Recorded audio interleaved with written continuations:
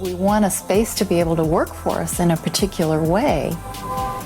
Sometimes we have to design that space to either work with behavior or to try and change a behavior. And so we often are manipulating spaces to incorporate that. Space here in New York is definitely a premium. And so we find that certain spaces have to be multi-purpose. And so we try to create those areas so that they can work for more than just one purpose.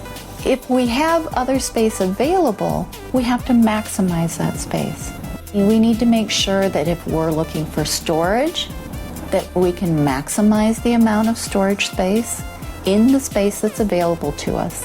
And many times there's very strict parameters because of radiators, wall constraints, of course, other pieces of furniture that we're trying to work into the room that are important to the room.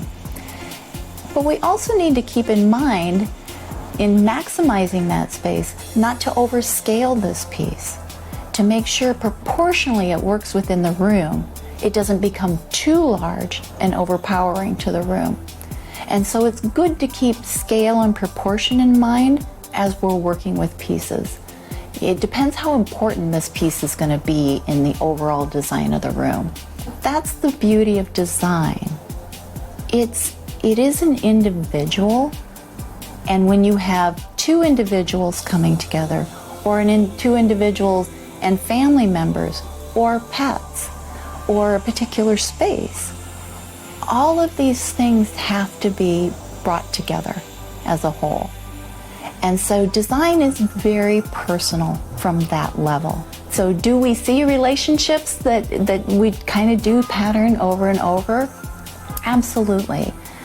You know, storage, especially here, it's a personal thing on how people like to store things, what works best for them. Life is busy, so it needs to be easy. It needs to work with our habits or create better habits. So in that relationship, you know, we do see those storage pieces over and over again that really become important to a space.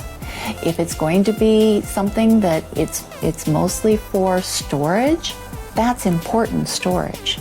So we want to make it as large as we can to fill the overall space, but to keep it in relationship with the rest of the room and the size of the room.